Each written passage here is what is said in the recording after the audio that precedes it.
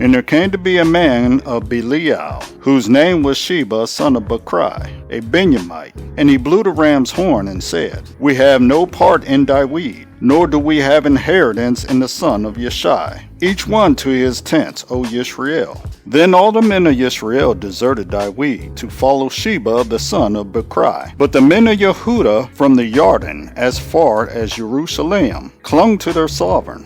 And David came to his house at Jerusalem, and the sovereign took the 10 women, his concubines whom he had left, to look after the house, and put them in a protected house, and supported them, but did not go into them. So they were shut up to the day of their death, living in widowhood. And the sovereign said to Amasa, Call the men of Yehudah for me within 3 days, and be present here yourself. And Amasa went to call the men of Yehudah, but he delayed longer than the appointed time which David had appointed him. And David said to Abishai, Now Sheba the son of Bachri is going to do us more evil than Absalom. Take the servants of your master, and pursue him, lest he find for himself walled cities, and escape us. Then the men of Joab went out after him, with the Korethites and the Pelethites, and all the mighty men, and they went out of Jerusalem to pursue Sheba son of Bachri. And they were near the large stone which is in Gabon. Amasa came before them, and Joab was dressed in battle armor, and on it was a girdle with a sword fastened in its sheath at his hips. And as he went forward, it fell out. And Joab said to Amasa, Peace, my brother. And Joab took Amasa by the beard with his right hand to kiss him. But Amasa was not on guard against the sword in Joab's hand, and he struck him with it in his stomach, and his inward parts poured out on the ground. And he did not do so again, and he died. Then Joab and Abishai, his brother, pursued Sheba son of Bachri. And a man, one of Joab's men, stood beside them and said, Whoever is well pleased with Joab, and whoever is for David, let him follow Joab.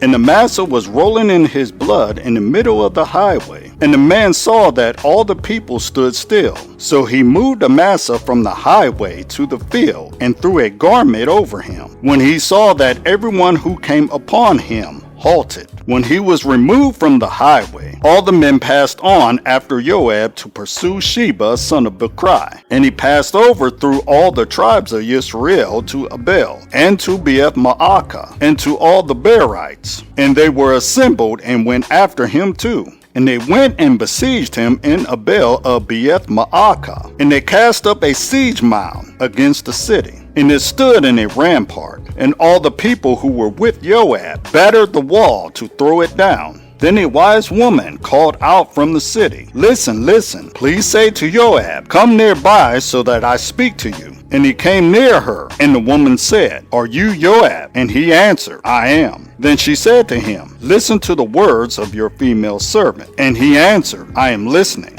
Then she spoke, saying, In former times they often spoke, saying, Let them inquire of Abel. And so it ended. I am of the peaceable and trustworthy ones in Yisrael. You seek to destroy a city and a mother in Yisrael. Why do you swallow up the inheritance of Yahweh? And Joab answered and said, Far be it from me to swallow up or to destroy. That is not the case. But a man from the mountains of Ephraim, Sheba, son of Bachri by name, has raised his hand against the sovereign, against David. Hand him over, him alone, and I will withdraw from the city. And the woman said to Joab, Look, his head is going to be thrown to you over the wall. So the woman in her wisdom went to all the people, and they cut off the head of Sheba son of Bachri, and threw it out to Joab. Then he blew the ram's horn, and they dispersed from the city, each one to his tent. And Joab returned to the sovereign at Jerusalem.